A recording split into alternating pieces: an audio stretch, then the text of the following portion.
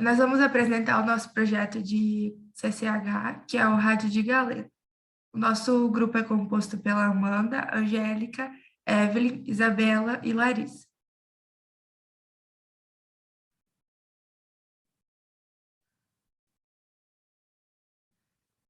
Vamos falar um pouquinho sobre o histórico do Rádio de Galena, que na virada do século XIX para o século XX, ele foi considerado um grande precursor da comunicação, por conta de que a estrutura inicial do rádio era composta por materiais de fácil acesso e fazia com que esse produto fosse mais em conta do que os rádios que eram importados. E, de certa forma, foi isso que incentivou as pessoas a terem um maior interesse nesse quesito e buscarem aperfeiçoar as formas de montagem do rádio e melhorar as comunicações daquela época. E inicialmente o rádio, ele, na sua composição, ele tinha um cristal de galena, que atuava como um semicondutor, e ele fazia com que a corrente elétrica no circuito transitasse em apenas um dos sentidos, fazendo com que o rádio não sofresse interferência de outras ondas externas. E a praticidade para se montar esse rádio de galena fez com que mesmo as camadas mais pobres da sociedade, que não tinham muitas condições e nem acesso às informações, conseguissem estar à parte dos avanços da sociedade por conta de que as informações eram passadas através do rádio. Eu vou falar um pouco sobre as equações de Maxwell, e elas são um grupo de equações diferenciais parciais que compõem a base do eletromagnetismo clássico. E, no geral, elas descrevem como as cargas elétricas e as correntes elétricas agem, sendo as fontes dos campos elétrico e magnético. E esses fenômenos elétrico e magnético são descritos em 4 equações, que são a base para o estudo do eletromagnetismo, sendo elas a lei de Gauss, que descreve a relação entre o campo elétrico e as cargas elétricas geradoras desse campo, a lei de Gauss para o magnetismo, que afirma que não existem cargas ou monopolos magnéticos que sejam análogos às cargas elétricas.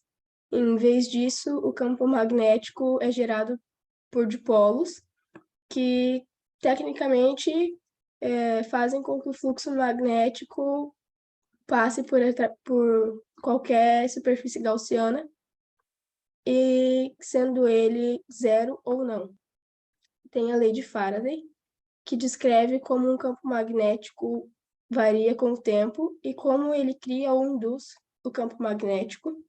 E tem a lei de Ampère, que afirma que os campos magnéticos podem ser gerados de 2 formas, sendo através das correntes elétricas ou pelos campos elétricos, que variam no tempo. E essa segunda é a correção que foi proposta por Maxwell. Como a gente sabe, hoje em dia, a luz é a forma de onda eletromagnética, e quem entendeu essa relação foi Maxwell e criou o eletromagnetismo em 1861, unificando 2 áreas da física que até o momento eram distintas, que é o eletromagnetismo e a óptica.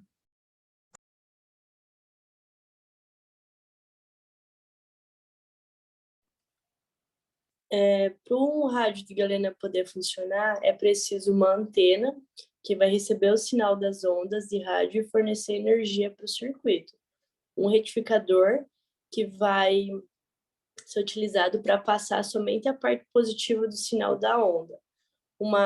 Um fone de cristal de alta impedância que vai transformar o sinal elétrico em sinal audível, e um indutor e um capacitor variável que tem a função de sincronizar as ondas AM.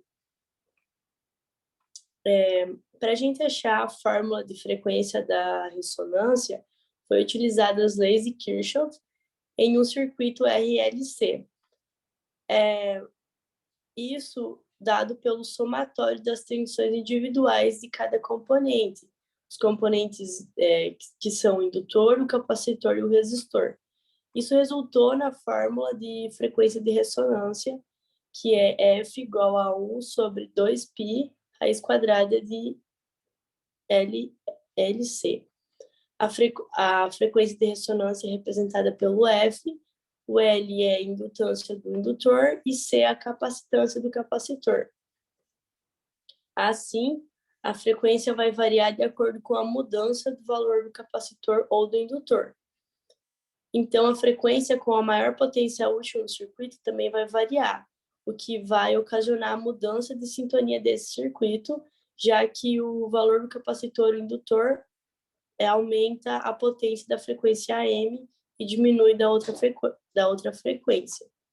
Assim, pode-se dizer que o sinal com a maior potência vai ser o que executar os sons da saída.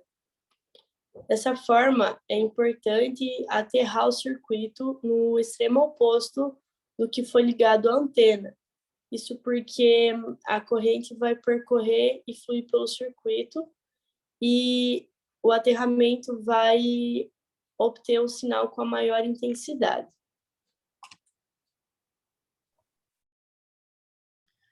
A modulação é a técnica em que o transmissor adiciona uma informação a um sinal periódico, para que essa informação seja transmitida.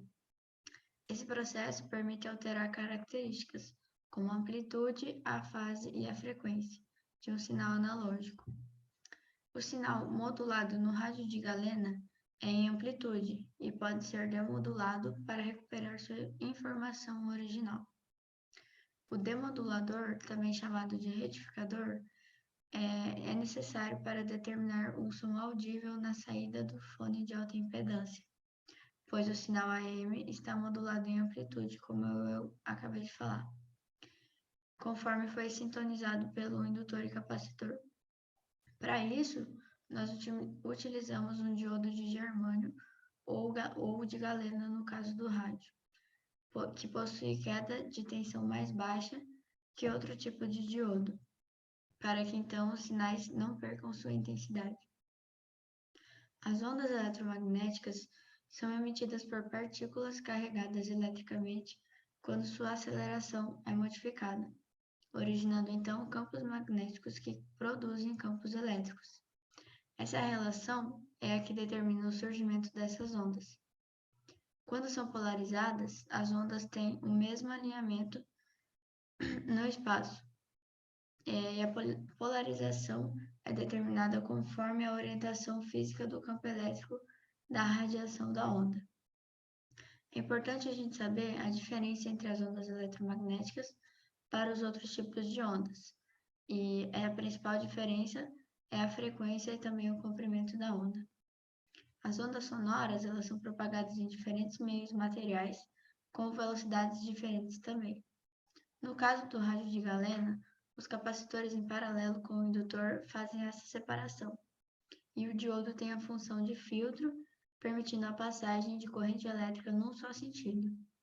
Depois disso, a corrente é transformada em som, realizada no alto-falante, utilizando as propriedades do ímã permanente e da relação entre corrente elétrica e campo elétrico.